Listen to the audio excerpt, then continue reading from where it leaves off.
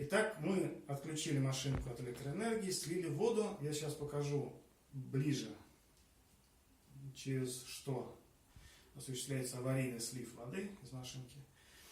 Мы ее слили, воду, просушили машинку, кладем ее на бок.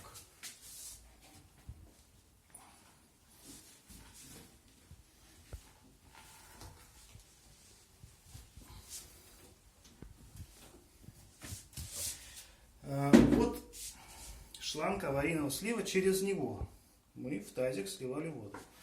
Мы его можем сейчас вот снять. Вот он, видите, напор воды его как бы выталкивает вниз. Соответственно, он должен упираться в пол, и пол ему не дает выскочить полностью.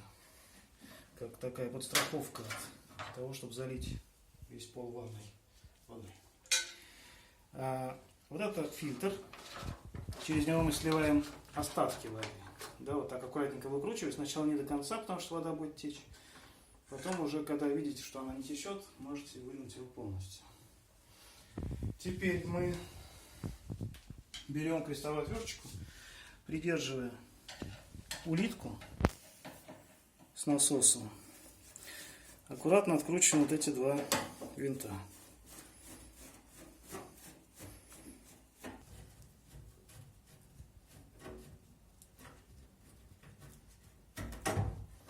Вот у нас улитка с насосом висит сейчас на патрубке.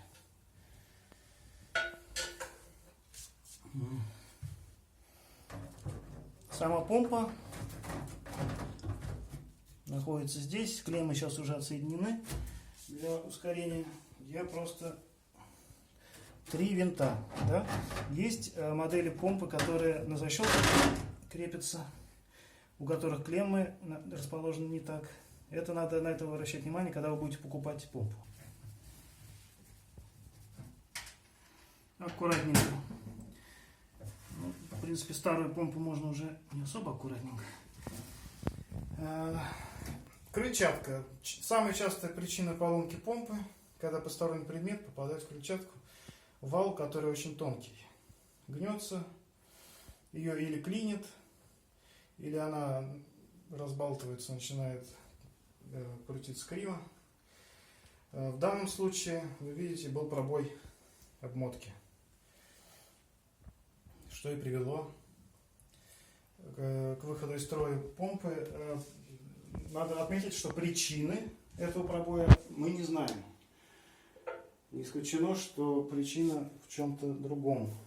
Это надо тоже иметь в виду. Итак, мы прикрутили помпу к улитке, да, на 3 винта.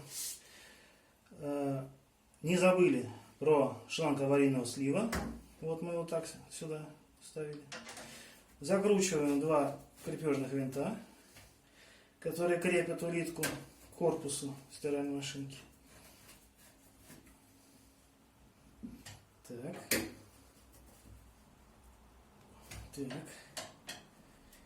Значит, подсоединили клеммы. У нас машинка работает на переменном токе, так что полярность там не важна. Клемма не важна в каком. Не надо запоминать, какая клемма к какому разъему подходила. Так, все у нас держится. Мы не забываем ставить фильтр, вкрутить его. Не забываем это делать, чтобы у нас не было потопа.